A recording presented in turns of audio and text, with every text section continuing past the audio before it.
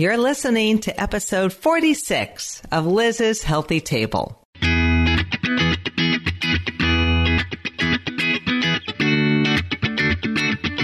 Looking for a healthy new way to feed your family without the hassle and hype?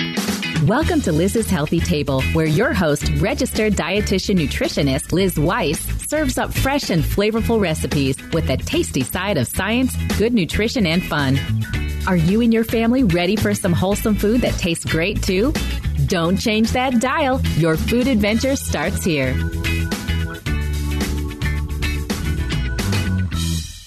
Welcome to the podcast, everyone. On today's show, I'll be joined by Boston chef, cookbook author, dad, and weight loss warrior, Matt Jennings.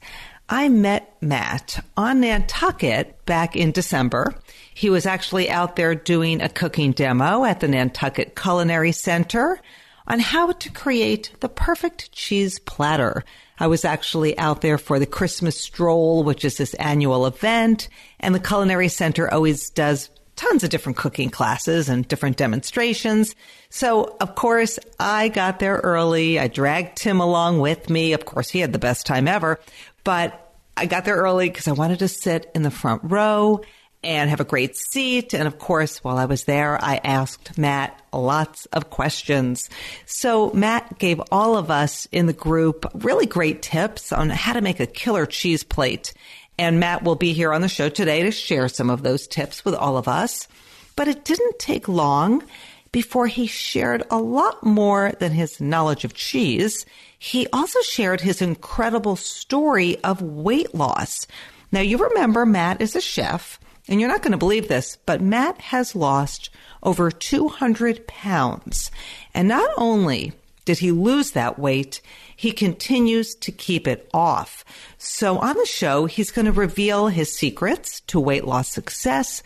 And Matt will also give us his best advice for how to keep the weight off. He is truly an inspiration.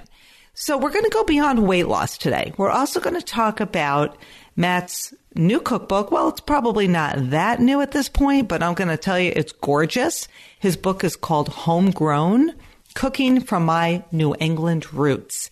And I am happy to report that we're giving away a copy to one lucky U.S. listener. So head on over to lizshealthytable.com/podcast and post a comment on the show notes from episode 46. Tell me why you want to win the book and just share your weight loss success if you have gone through the same journey that Matt has or a similar journey. I have been cooking up some recipes from the book, as I always do when I'm getting ready to interview an author. And so far, I have made, well, more than 2 recipes from the book, but the 2 we're going to talk about on the show: lamb meatballs with yogurt sauce and a salad. It's a little gem salad with cheddar vinaigrette and pistachio granola, which is the best homemade granola I have ever made. And when I was making all of these recipes, it was when Simon was home from college on break. So the poor kid's been eating cafeteria food for months. And you can only imagine how much he appreciated not just my home cooking, but getting to try some new recipes from this incredible cookbook. So if you would like those recipes, the ones we talk about today, they will also be posted over on the show notes from episode 46. Liz's Healthy Table is brought to you by my friends at superhealthykids.com, your one-stop shop for recipes, meal plans, cooking videos, and tips for feeding kids of all ages. My show is also brought to you by the Parents on Demand Network. This is an app filled with parenting podcasts, including shows like Pure Nurture, Pediacast, The Nourished Child, and my show, Liz's Healthy Table. Check out the app and the lineup of shows over at parentsondemand.com. So you're going to love this show. And I can't wait until you hear how Matt feeds himself, his family, and how he reclaimed his health.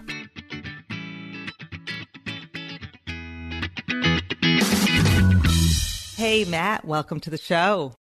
Hey, Liz, how are you?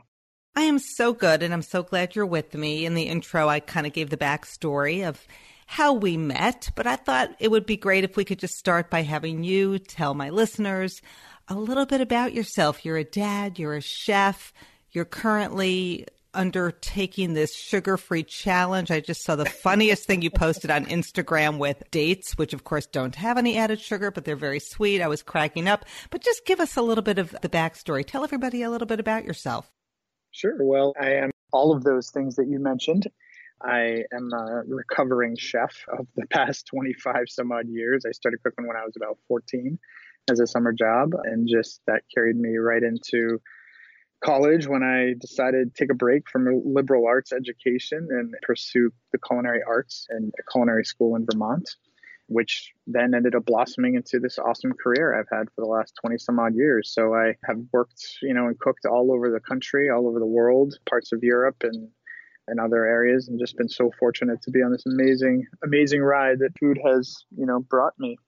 I have owned and operated 2 of my own restaurants over the past 20 years. The first one in Providence, Rhode Island for about 11 years, just under 11 years, up on the east side behind Brown University, called Farmstead, which was a very kind of mom and pop farm to table bistro, if you will.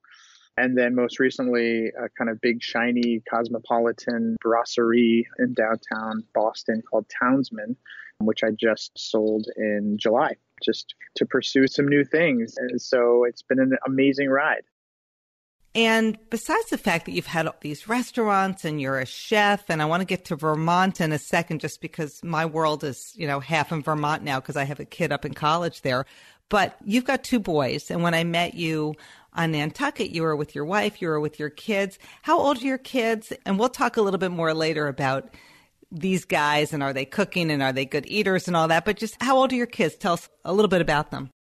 Yes, I have 2 boys. They're 9 and 5.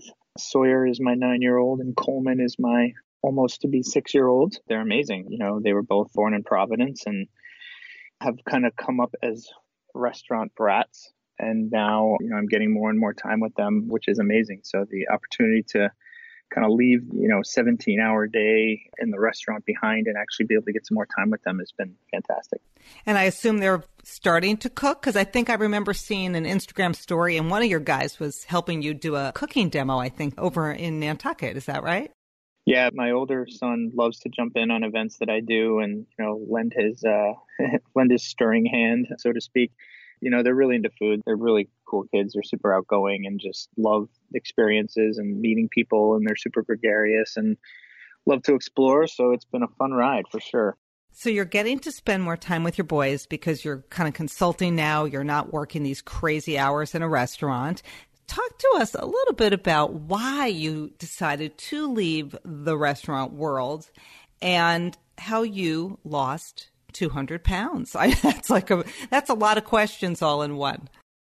I've been doing this for a long time, and all I can say is that this lifestyle has a way of sneaking up on you. And, historically, chefs are the people that are standing in their kitchens, kind of eating a quick meal over a trash can before you get back to your cutting board or get back to work. And, you do that for 20 plus years and you don't look up because you're always giving everything of yourself to the guest, right? And it's all about the guest experience and making sure that everybody that walks through those doors has an incredible time and that you make them a memory. And in that process, often you forget about yourself and taking care of yourself. And so, I had a little health scare in 2016, and it was kind of shortly after I'd opened my new restaurants. And, I had high cholesterol and I was pre-diabetic and just had a lot of bad blood work come back. And, I was also just lethargic and tired and I wasn't sleeping, and the stress management was incredible. And people who, don't live the life can't necessarily relate to the, amount of things that are going on in orbit at one time with a job like that. There's a lot of different pans on the fire, so to speak, no pun intended. And it was just overwhelming. And my doctor said to me, you kind of have a choice right now. You're 400 pounds, your health is declining rapidly. You can choose to live or die. And he just stated it very plainly one day. I'll never forget it in his office. And, I walked out of that appointment and I said to myself, okay, that's it. I got a chance now to make a change and I'm going to do that. So that began kind of a rediscovery of self, shifting to the priority list and, just really committing to being a healthier, more thoughtful person. You talk about turning challenges into opportunities. So you lost this weight. You did a gastric sleeve surgery. And maybe briefly tell us about that. And then how did that kind of kickstart you into losing all this weight? And you talk about becoming, I guess you were addicted to food. Now you're addicted to the gym. So, the gastric sleeve surgery is not going to help you get addicted to the gym. No way. But it sounds like it really helped to kind of motivate you to go to the gym. Well, my situation was that I just couldn't get any traction, right? I was so big that, I was going to the gym, I was working out, I had a personal trainer, I was doing all the right things. My eating habits still weren't great. I was certainly trying to move, but I just couldn't make any progress. I would my weight would, roller coaster, and I could never get ahead. And so for me, when it came down to the opportunity to have a procedure like that, I said to myself, well, maybe this is kind of the leverage that I need, the helping hand that I need to at least be able to buy some time and get to a place where, I can shed 30, 40 pounds and then I can actually start moving again. And that's exactly what it did. And I think that's an important kind of thing for people to remember is that, a procedure like that is not a panacea, right? All it does is provide you the opportunity to buy some time and to get ahead. And so in that process, once that started happening, then I recognized that I had the chance to turn my life around. And so that's when I kind of really started pursuing fitness and eating well. And, it was great for me because I was a chef and I already knew how to cook. I knew how to create flavor and use that to my advantage in a new way that was healthy for myself and my family. So that's what I did. So you're exercising more. You're obviously eating better. So give me sort of an example of sort of a Matt Jennings lunch. You go to the gym, you work out, you come home. What would be kind of an ideal lunch? Something maybe somebody else could easily have for lunch themselves every day, feel satisfied, but still kind of stay healthy. Sure. Yeah. I mean, my typical day is I do currently kind of skip breakfast. So I know that's not for everyone, but I do this kind of, morning fast thing where I try not to eat till about 11. So I get up and I power through the morning with some coffee and get the kids off to school and then, get to work. And then in the afternoon, I'm a big fan of beta greens. So things like, beet green, collards, any of these kind of high folic acid, delicious potassium rich kind of greens. I really enjoy spinach, kale, Swiss chard, cooking those things down really simply with a little bit of olive oil and then protein on there, right? So my life is a constant protein chase because it, helps build muscle. And so in my process of trying to perpetually get more and more healthy and fit, I find that I have a real insatiable appetite for protein. So whether it's steamed fish or a little bit of grilled chicken, lighter kind of proteins are really my go-to. I do kind of dabble with the plant-based proteins from time to time as well. So tempeh, tofu, that sort of thing. And then, maybe a little bit of grains on the side. I like some whole grains, barley or quinoa or some of these other kind of delicious, hearty, wheat berries, these kind of delicious kind of grains that make you feel sated after you eat them. And where do you get your flavor from then? So, you've got the greens, you've got the fish, you've got the grains. What's your flavor hit? So I'm a big proponent of two things, sauces and spices. I think that those two items are a great unlock to fabulous cooking. Your cooking doesn't have to be fancy, but if you spend some time developing those two items and creating them and keeping them in your pantry, they really help. So whether it's like a soy or a tamari based sauce, or perhaps like a green goddess that you keep in your fridge, a ranchero sauce for the morning if you're an egg person, just having a little bit of kind of tomato based spicy sauce on hand. Those things are great just to kind of keep in your quiver and keep available and, experiment, buy sauce books, go out to eat, see what people are doing, get inspired and kind of create your own things at home. Some will need to be refrigerated, some won't. If it's an oil-based sauce, maybe it can sit on the counter for a couple of days. Spices, I think, are a great unlock too, and being able to purchase, fresh, delicious spices from somebody that and trust, a small grocer, where you're not just kind of buying a tin of spice that's been on the grocery store shelves for 10 years. Right. And beginning to develop your own spice blends. I think customized spice blends at home are a great way to be able to develop some flavor in your dishes. You can go the Middle Eastern route, with some, za'atar, or some harissa, and then you can go the kind of more Spanish route with cumin and coriander-based spice, mixes. So it opens up a whole world as a cook, as a home cook, to be able to unlock delicious food.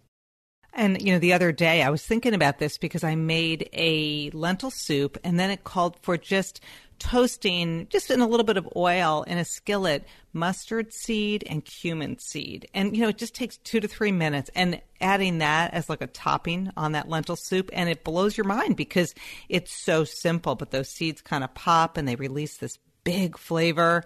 And it's so funny because I made the soup the other day. We had it for dinner, and then I had leftovers last night. And my husband said, "Oh, did you just make that?" I said, "No, I made this the other night. You had it for dinner." He said, "Oh," like he had no memory of the first soup. That's how much the flavor got better as the soup kind of, like those flavors melded, right? As it sat in the fridge for a couple of days.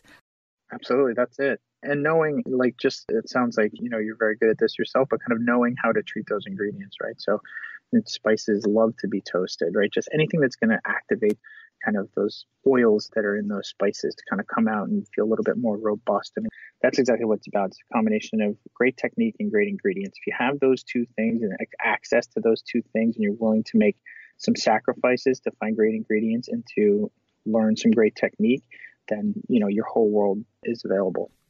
So you've got your kind of go-to, right? But I want to get back to this sweet tooth we talked about at the beginning of the show, because you're on this sugar-free challenge right now. Because, again, I've been following you on Instagram, and you were eating dates, I noticed. And dates, just for my listeners, don't have any added sugar. They're naturally sweet. They're super intense. You can add them to salads. And we're going to talk about a recipe of Matt's with dates that go in the salad, but you could even add them to smoothies. But you're married to a woman who's a pastry chef. I know. How does this happen to you? Like, you've lost the weight, you're exercising, you're doing everything right. And I'm thinking of like the Jaws music as your wife comes in the house and she's baking. Like, what is going on in your world, Matt, that you married a pastry chef? I mean, how does that all work? I know, it's amazing. Well, we've known each other for, 20 years. And it's funny because, Matt fell in love over kind of food, right? So we just ended up that we were working at the same kind of hallowed gourmet institution in Cambridge, Massachusetts. She was the baker and, a catering manager, and I was a cheese buyer. And that's where we first met. And it's just been all about food and family and life and fun, ever since. But she's amazing. She has a metabolism like a freight train. So she, she's up at 5 a.m. every single day going to the gym. And then, she keeps her little cabinet in the house of all her sweet items, and I quit drinking in 2016 as part of my, health changes. And it's funny because when I did that, I realized that my body was really craving sugar more than ever. So I had never historically had a sweet tooth before. I was always a savory guy, salami, cheese, pickles, that sort of thing. And then when I quit drinking, I started developing a sweet tooth. And so I had to really be careful and watch that. Because as we know, sugar kind of can help you put on all these unnecessary pounds just because it's such a high caloric intake. So it's a daily struggle for me, right? Like, she can have her ice cream and her chocolate too, and I have to steer clear. So really for me this month, I wanted to challenge myself and say, okay, can I go 30 days without having any refined sugar? And that's, by way of baked goods as well, right? Like cookies, cakes, pastries, ice cream, anything like that. And so right now, today's day 15. It's, I would say, definitely gotten a lot harder in the last week. That's why you saw my little thing about dates, but I'm hoping I can make it through. So it's been a fun challenge to people to see if they can ride along with me.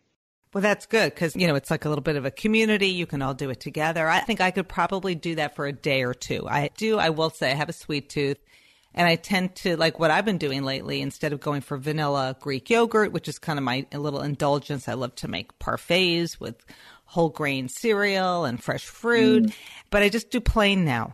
And I'm just as satisfied because I'm getting the sweetness from the granola. I'm getting the sweetness from the fruit. So that's kind of my little indulgence. I do have a little bit of a sweet tooth. So, Matt, you've written a cookbook called Homegrown, Cooking from My New England Roots. The book, to me, reads like a novel. I know some people like to bring cookbooks to bed with them at night, and that's kind of their nighttime reading. Instead of a novel, they read a cookbook. So I'm going to tell all my listeners, you've got to get Homegrown because you will read it, and it's like you're reading this, like everything is a story. So just talk about the book a little bit, and then we'll kind of dig into some of the recipes. But I am like a cookbook addict, and I love nothing more than getting a new cookbook. I go through it, I put little stickies in it, and then I start cooking. So I'll tell you what I've cooked from it, but just tell us a little bit about the book. Sure. Homegrown came to be because I think first and foremost, I'm defined by, being a chef in New England. It's kind of where I grew up. It's the food that, informed me as a kid, eating my mom's. My mother was a fantastic cook. And, I learned a lot by kind of cooking with her and cooking with my grandmother. And, my father was a landscape architect, so we always had, beautiful gardens and, vegetable gardens and stuff. So I was fortunate in that sense. I was always kind of around food. Food was always, a unifier in my life. It brought us to the table. And, I've always kind of viewed food as that, as the ability to kind of, have a medium to gather around and discuss and, have memorable, moments. So, that trickled into kind of just me being raised here and what I observed from the influences from the ocean and, the mountains and the farms and, this incredible swath of land that runs from the tip of Cape Cod down through, Connecticut called the Garden Coast, and so this all kind of just informs me as a cook. And so I wanted to write about that. And so that's how Homegrown really came to be. It was meant to be delicious, kind of, inspired regional recipes, my take on them. As you know, now that you've thumbed through the book, there's a lot of other things that inform my food, whether it's the immigrant influence, right? Whether it's kind of, butchery and kind of more of a hands-on, kind of artisanal approach to achieving great recipes. They're all intertwined and it all becomes part of Homegrown. So you write in your seafood chapter. So I love the seafood chapter because you grew up going to Nantucket, and I have a house on Nantucket, and that's how we met, because you were at the culinary center out there doing a cooking demo. But summers on Nantucket, like when I met you, I didn't realize you had actually spent a lot of time out there. Yeah, so I was fortunate enough to spend some time out there. My grandmother had one of the kind of last real fisherman shanties in Sconset before Sconset became what it is today. And so I would grow up as a kid out there, working at the local market and stocking shelves, then eventually segued my way into the cafe and, doing dishwashing and prep cooking there. And that really was became the beginning of my, interest with food. So Nantucket is a warm place in my heart. And I ended up working many, many years out there as, right up through the ranks of executive sous chef at a couple island restaurants and beyond. So it's a good special place. So cool. So can you read for us in the ocean chapter, which is around page 80 or so, but can you read the first two paragraphs? Because I love your writing, and you write about your love of the ocean. So would you mind just reading the first part of that chapter? I have to admit, I don't have my book. You don't have your book? Oh my gosh. Okay, now I'm going to have to read it then.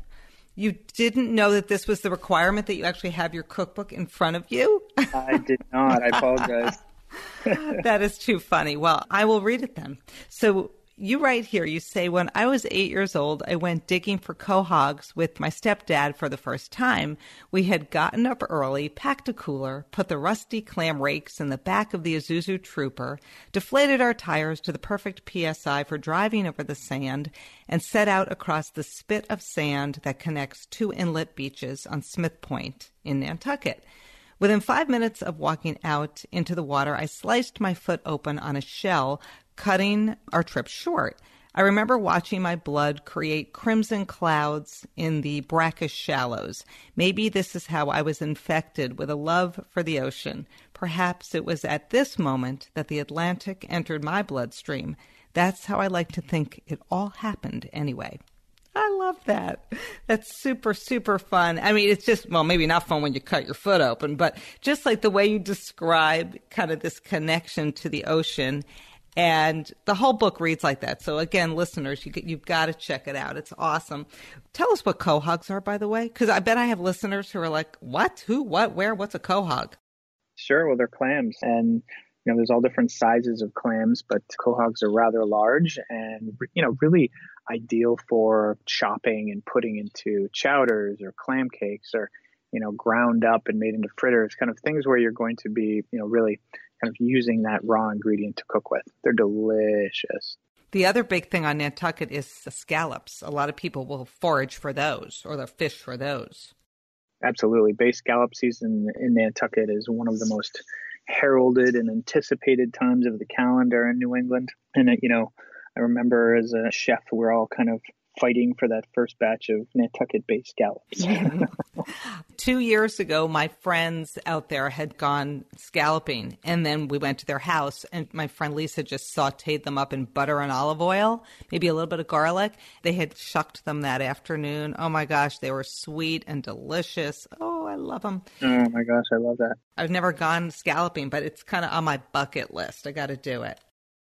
Yeah, me too. If you end up finding a way to go, I hope I expect an invitation. I would hope. Oh, okay. It's an official date. I promise you that. Well, actually, my friend is a dentist, and her daughter is also a dentist. And one of her patients lives on Nantucket, and he totally set them up with all the gear, the equipment, and everything. So it's kind of a who you know thing, I believe. Oh, of course. I believe you're right. You got to work it. Got to work it.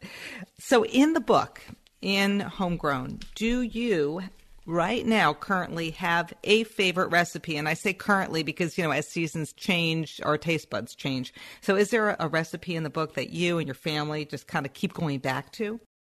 Yeah, there's some really good ones in there that are, kind of like personal favorites, but it's so hard to choose. I am a stickler for some of my mom's recipes, which made their way in there. In fact, just a quick, funny anecdotal story. I was writing Homegrown on the back porch one day of my mother's house in Little Compton, Rhode Island.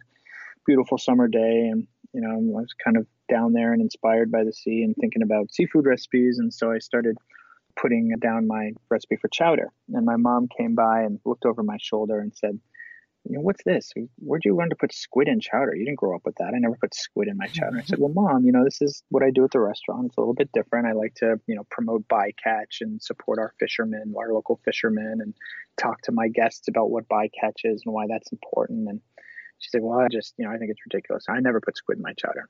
And I said, well, if you think it's so crazy, then why don't you put your recipe for clam chowder in the book? And she said, well, okay. So in the book, there's actually one page has my chowder recipe and the other has my mother's. And I thought that that's very much like what I loved about, writing this book. So, the chowder recipe is a great one. The meatloaf recipe is really great for those cold kind of wintry, days where the wind's whipping outside. There's a really delicious grilled lime marinated grilled chicken recipe, which is kind of fun for, sports season and tailgating influence. There's such a vast, kind of array of different things. There's some nice summer things in there too, like beautiful stone fruit salad. So the point is to be able to kind of use the book to craft meal periods, right? So pulling some of these recipes together to inspire kind of new gatherings around food in your home. Yeah, and that stone fruit salad totally caught my eye, so I will do it this summer. But the first recipe I made from your book is the little gem salad. And it was funny because I was reading Kim Severson's article in the New York Times on food trends for 2019. She talked about how little gem lettuce had been super trendy in 2018, and then 2019 we were going to see a bunch of new lettuce varieties. But I could not find little gem at my local market, so I think I used bib lettuce for this recipe. So if you can't find little gem, or tell everybody what's little gem, and if you can't find it, what could you sub it with? Yeah, so little gem is essentially a baby Maine variety, if you will. It's in that family. It's tender, it's crunchy, it has these beautiful ribs and these very tender kind of outer leaves. So it's a great lettuce. It's also manageable. It's these kind of small heads about the size of a deck of cards. So in a restaurant environment, it's kind of fun to use on our menus because, you can give somebody essentially a whole head and you have that kind of real, feeling of satiated by a salad, which is, unusual and nice. So you could use romaine, right? That would be a natural sub. Sure, you could definitely use romaine. I think your idea of using bib is fantastic, or bib or Boston lettuce. It has a lot of those same qualities. It has that, kind of sweetness and that softness and that variation in texture and between the crunch and the soft leaves. And it's just really nice. So this recipe caught my eye because A, I love salads, and also it's super interesting because you call for topping it with a cheddar vinaigrette, and I know you're a cheese guy, and a homemade pistachio granola, tons of fresh herbs, fresh pitted dates, and so you've got so many elements. You've got crunchy, you have sweet, you've got savory, and the granola, I'm going to just tell everybody what's in it, because this is ridiculous how good this granola is. I'm telling you, utterly, absurdly ridiculous. So it's a cup of old-fashioned rolled oats. half a cup of raw pistachios, shelled obviously, a quarter cup of raw pumpkin seeds, half a cup of maple syrup, and a quarter cup of extra virgin olive oil, kosher salt, cinnamon, and cardamom.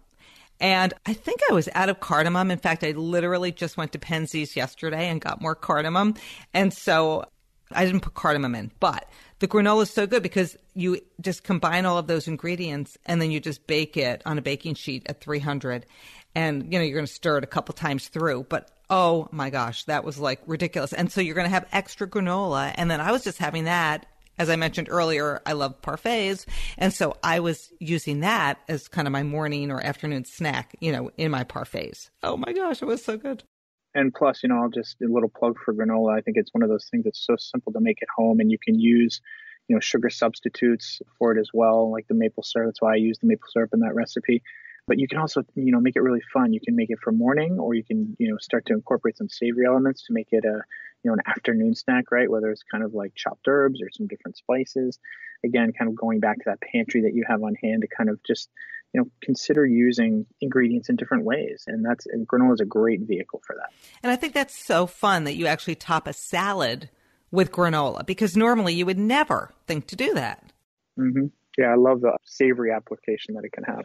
Now, with your sugar-free challenge that you're in right now, would you eat anything with maple syrup? Because it's not, refined sugar, but would that be on the okay list or no? Yeah, it's not on the naughty list for me. And I think I, really thought long and hard about that before my little personal sugar challenge, because maple, it runs in my bloodstream. I absolutely love it. I can't get enough of it. Anything maple. So I wouldn't be able to cut that one out. Okay. All right. Just making sure. So this salad is something I think you need to be eating right now, Matt.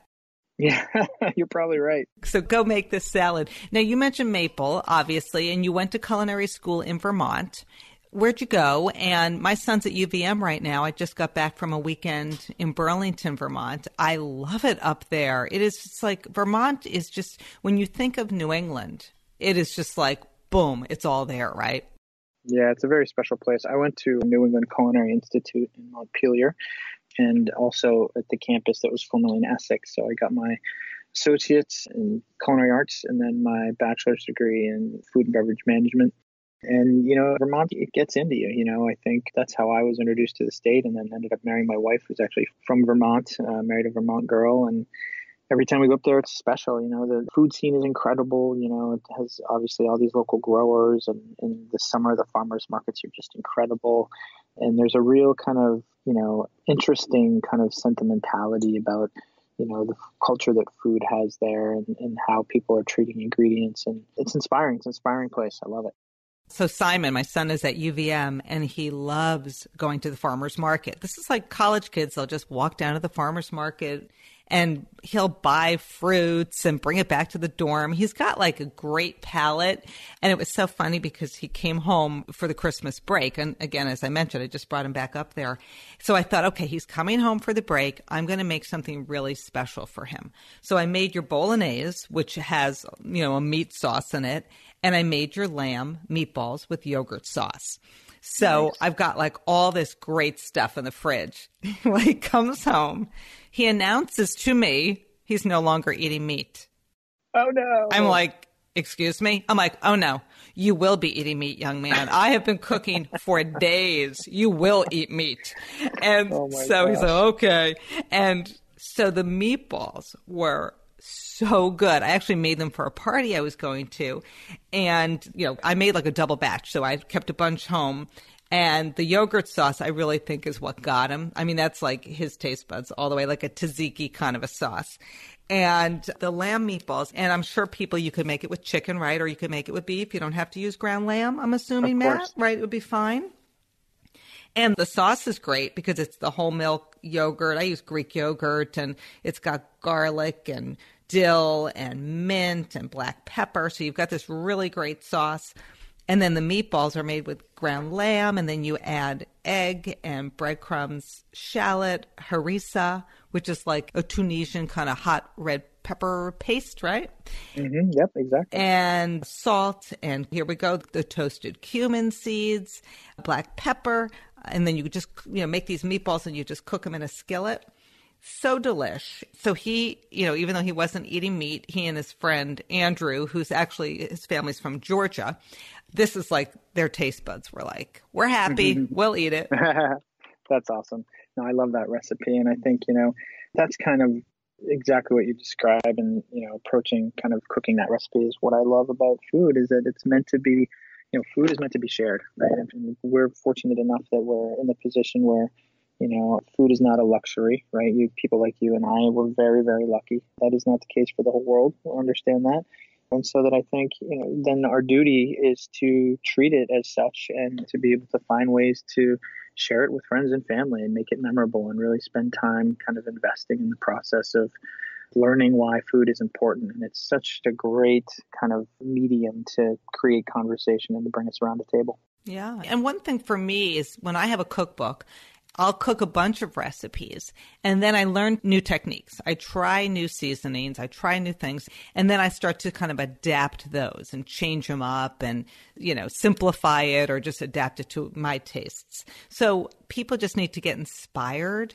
And then it's like it opens up your whole world. And, I'm a huge fan of Yotam Ottolenghi, a chef in London, and your recipes are reminiscent of many of his. Like, anyone who uses harissa, like his recipes all have harissa. It's just great.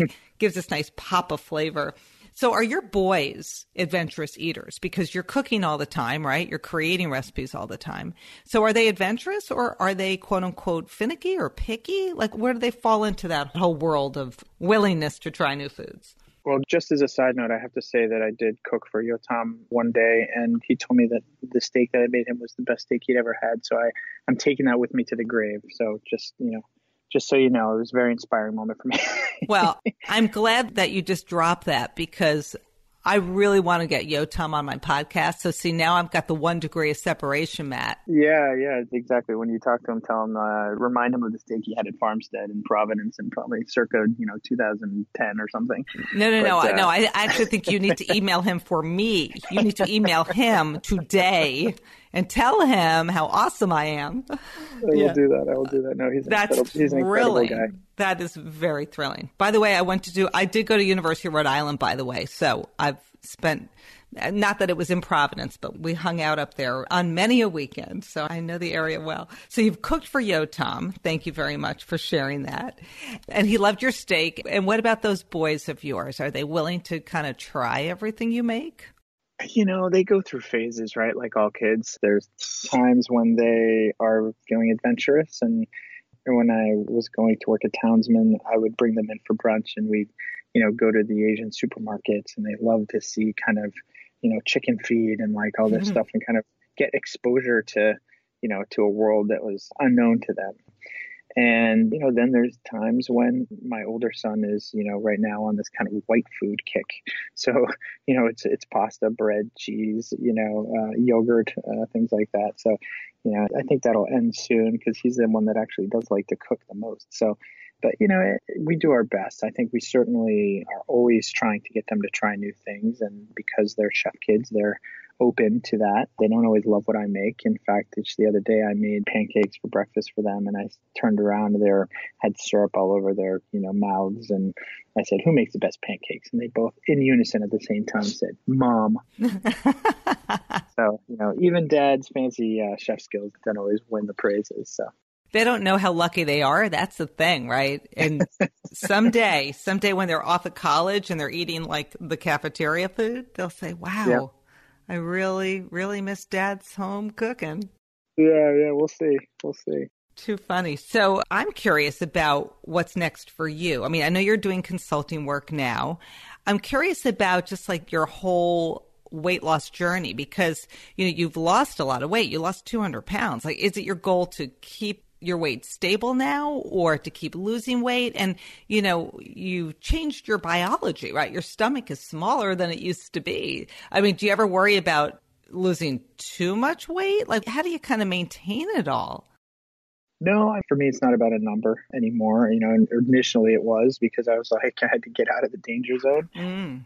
Now it's about, how I feel. And I really kind of am focusing on, both that from the perspective of physical and mental.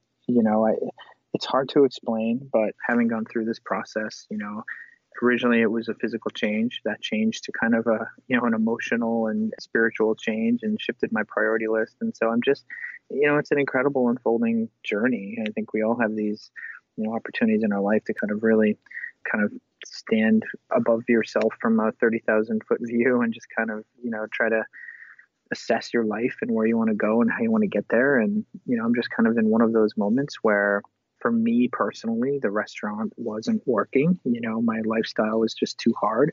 I have these two amazing boys and incredible wife that I'm responsible for. And I needed to listen to that. And now kind of being on the other side and recognizing that I still have the ability to lend a voice to the industry and have influence in a way that, is unique to my skill set is really exciting. So, I launched Full Heart Hospitality in August of this last year. And, it's a fascinating opportunity for me. I'm kind of have designed it to be a full service, food, beverage, and hospitality consultancy, which sounds boring, but it's really, kind of strategy driven, results oriented. We work with everybody from large restaurant groups to, multi-billion-dollar international food and beverage companies, and kind of going in and, whether it's concepting new items or working with the team to inspire and coach, or kind of, find ways that we can contribute as chefs, as restaurateurs, as experts in the domain to be able to further,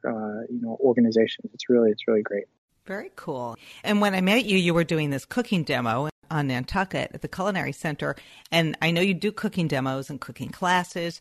And when I saw you, you were doing a demo on how to create a killer cheese platter or killer cheese plate. And those cheese plates are just so popular when you're entertaining because you don't really have to quote unquote cook anything, right? You just lay out cheeses and different condiments. Like, what defines kind of like the best perfect cheese plate for people who are having a party this weekend and they want to set one out for their guests? Yeah, well, as I kind of told you in that class, I really like to focus on the rule of 5. So I think 5 cheeses is a great number. It gives you the ability to do a cow, sheep, goat, a blue, and a washed rind cheese. So, within those 5 varieties, you should focus on different textures, different flavors, different origins, right? So maybe a European, a couple of American, maybe a Canadian cheese, kind of mix it up there to create something that's memorable. I really like to keep it simple. I think that cheeses are one of those things that can be totally overwhelming for people. And so I think, at its core, it's about finding the best quality cheese that you can or what you can afford. And usually that means finding somebody who specializes in cheese and will actually cut cheese to your order, not stuff that's like pre-wrapped and been sitting in the refrigerator for weeks in some grocery store. There are some places that do it better than others, but really seeking out that specialty purveyor is an important piece. And then, making sure that you treat the product well. So, storing it properly, keeping it wrapped in some sort of wrapping that allows it to breathe, right? So not plastic wrapped, but parchment paper or wax paper or, ideally cheese paper or even tin foil is better than plastic wrap. It just allows the cheese to breathe because it is a living organism. And then pulling it out about an hour before you're going to serve it. So kind of remembering to, temp it out so that it has a better mouthfeel and the flavors, explode a little bit more on the palate. Serving it with some simple condiments. So whether it's a jam or a jelly or a chutney or a mustard, even, there's kind of varieties and options for all of those things. I think it's really the key is in not getting overwhelmed, Right. Good advice. And then you could add things like dates or figs or fruit, right? You could just kind of keep going. Absolutely. Yeah. I mean, I'm a big proponent of, fresh fruits in the season, particularly as we get, in New England into the summertime with berries and, beautiful stone fruits and melons. I mean, all those things are wonderful accompaniments for cheeses. Fantastic. So what's your next chapter then? You're going to write another book? Do I need to save a little room on the bookshelf for you? It's funny. I don't know. It's funny because, this industry is very much about, what's next. And even when I, sold Townsman, I had literally my customers, my guests email me, once the news was, they'd email me the next day and say, well, what are you doing next? What's the next restaurant you're opening? And I'm kind of like, I'm good for right now. I'm really enjoying this time. I'm kind of tucking into, the opportunity to, design, my ideal, career and life with my family. And, I don't think that vision has been fully formed yet. I'd love to write another book at some point. I don't know what that means or what the timeline like that is, but I think that that's definitely an opportunity. So I think, the last chapter has yet to be written for me, but I'm excited to just, be able to have time right now to really try and be thoughtful about what the next steps are. Great, great. And I know people are going to be wanting to know this very last question, and that is, you have a lot of beautiful tattoos on your person. And I know chefs love tattoos. I've seen chefs with radishes and all sorts of cool tattoos. Any new tattoos in your future, or are you done with tattoos? I'm definitely not done. Okay. I am running out of space. The canvas is getting full, but I'm finding ways to kind of to cram some in here and there. But yeah, no, it's been an obsession for years. And I'm a collector. I think like other people are, might collect tiddlywinks or, whatever, Lionel train cars or you name it. I'm a collector of tattoos. So, okay. Each one of them tells a story or tells a piece of my life. And I try to keep it that way. I try to not just slap any old thing on there, but, my latest one is a Japanese spider that I got because I am terrified of spiders. And I thought, what, this new journey of kind of selling my restaurants and setting myself free in a sense and taking on this big, scary, and also exciting life that's in front of me kind of reminded me of embracing my fears. And so I said, what am I most afraid of? And I said, it's spiders. So I'm going to get a spider tattoo. Interesting. So, okay. That's how things work into my life. So I will not tell you about the Twilight Zone episode with the spider then. You don't want to watch that episode. Oh my God, no. I will run away and jump under the covers. Like my childhood was partially ruined because of the Twilight Zone. That show scared me to death. Oh my, I'm going to go call my mom and yell at her now. Why did you let me watch that show? What were you thinking?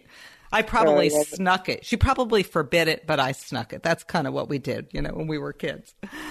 Spiders, no. So where can people find you on the web? They can find me at fullhearthospitality.com and also chefmattjennings.com. And on Instagram?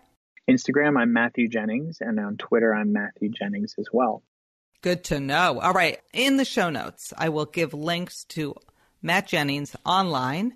And Matt, I'll give also what I sometimes do in the show notes, and I'd love to do it here, is I'll take a photo of the recipes that we talked about and just put those in the show notes so people can just sort of see that right online, if that's okay with you. Awesome. That's great. Right. So the lamb meatballs and that gem salad, the little gem salad, I think everybody's going to definitely want to try those. And Matt, I cannot thank you enough for joining me today. Thank you so much. It's been a lot of fun, and see you on Nantucket. I hope so. I will definitely sign up for your next cooking demo. Sounds great. Thanks so much. And thank you, everyone, for listening to the show today. I am giving away a copy of Homegrown to one lucky U.S. winner. And so head on over to liz'shealthytable.com/podcast. If you love the show, post a review on iTunes, Stitcher, or wherever you get your podcasts. Spread the word to your friends.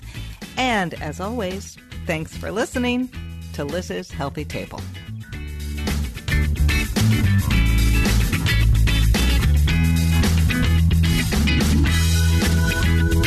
What?